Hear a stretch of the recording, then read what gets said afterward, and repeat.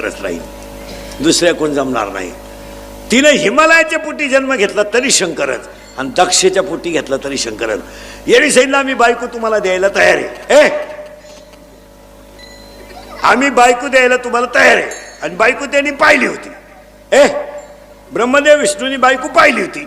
शंकराला म्हणले तुम्ही फक्त तयार व्हा. ते म्हणले तयार आहे मी. आता बायको पाहायची म्हणजे त्याला गोष्टी नाही, बायको पाहायला 4 गोष्टी लागतात.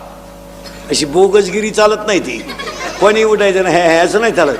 बायको पाहताना 4 गोष्टी पाहतात. बायकोच्या नाकाचा शेंडा सणसणीत असावा, असा नियम आहे. नाही तर बायको इतकी स्मार्ट,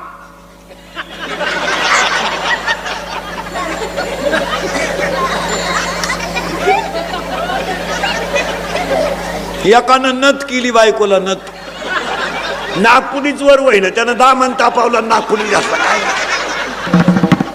बायकोच्या नाकाचा शेंडा सणसणीत असावा. भाग्यवान स्त्रीचं कपाळ उंच असतं. स्त्रीच्या आरपार पायात प्रकाश नसावा. बायको रंगाने सावळी असावा, असा नियम आहे.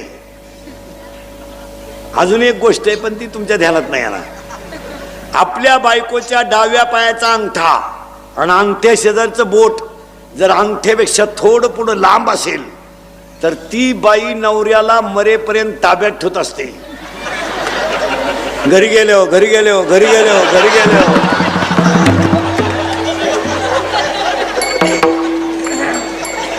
तुम्ही का लगेच पाय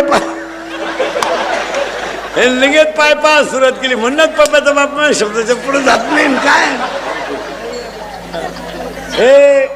शंकर नवरदेव झाले. पण नवरदेव डोळ्याच उघडी ना. शंकर ध्यानात होते. शंकर बसेल कुठं होते? ध्यानात. ध्यानात शंकर असल्यामुळे डोळे उघडी ना. राजा दक्षिण मंडप बिंडप टाकला. 13% पतसंस्था काढली. डीजे बेजे लावला. लग्नाची तयारी झाली. नवरदेव डोळे उघडीना. ब्रह्मदेव आणि विष्णू गेले पळून. ते म्हणले जटे झाले आता, हे काही डोळे उघडीत नाही. आणि नवरीचा बाप आपल्याला हाणल्याशिवाय म्हणजे आता नवरदेव सजवायचा.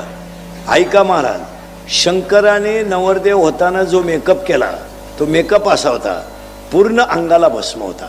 पूर्ण अंगाला शंकराने भस्म का लावला महाराज लग्नामध्ये? आपल्याकडे नवरदेवाला कपडे घालतात, आपण त्याला शेवंती म्हणतो. आता ते बरेच ड्रेस आलेत, लांब चड्डी, बारीक चड्डी दिसतही नाही, इतका लांब शर्ट. ते जाऊ द्या मोरद्या. 5-6 वर्षापूर्वी सफारी होती. आता सफारीचा नाद